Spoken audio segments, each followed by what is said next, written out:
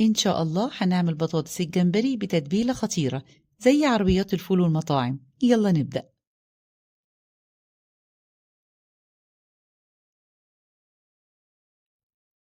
استخدمت حوالي 3 بطاطسات، غسلتهم كويس جدا وهقطعهم بالشكل ده، يكون حجمهم ما يكونش رفيع ولا سميك.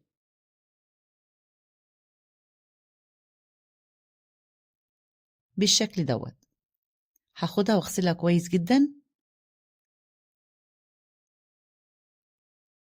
وأول خطوة معايا إن أنا هقلي البطاطس، أو ممكن تسلقيها نص سلقة، لكن ما ينفعش إن أنا أستخدمها تكون نية، ودي أول خطوة.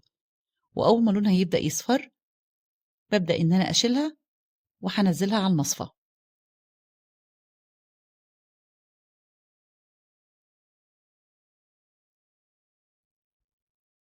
هنحضر التتبيلة عبارة عن 1.5 كوباية من الدقيق، نص كوباية من النشا،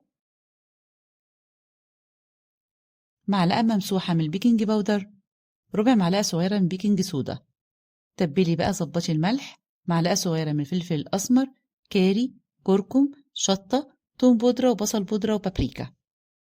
هقلبهم كويس وهنزل عليهم بكوباية من المية بالتدريج، ما تحطيش كل المية لغاية لما تحصلي على القوام ده. لقيت اللون فتح معايا بديها لون أصفر غذائي، أو ممكن تزودي الكركم.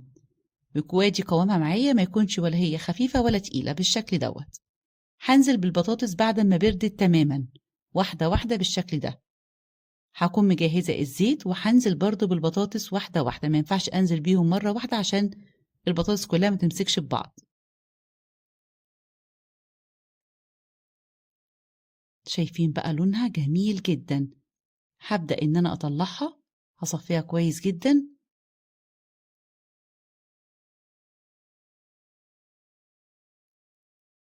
شايفين بقى لونها جميل قوي، وكل مرة بعمل فيها البطاطس بشيل أي زيادات في الطاسة زي ما انتوا شايفين. شايفين بقى البطاطس ما شاء الله حلوة جدا ومقرمشة. شايفين بقى القرمشة بتاعتها حلوة قوي. سامعين؟ حاجة ما شاء الله جميلة جدا، ولونها وطعمها حلو قوي. ولو عجبكم الفيديو ما تنسوش الاشتراك في القناة وتفعيل الجرس، وسيبولي تعليق حلو. سهلة وبسيطة، الأولاد بيحبوا ياكلوها من عند عربيات الفول والمطاعم. جربوها وبالهنا والشفا.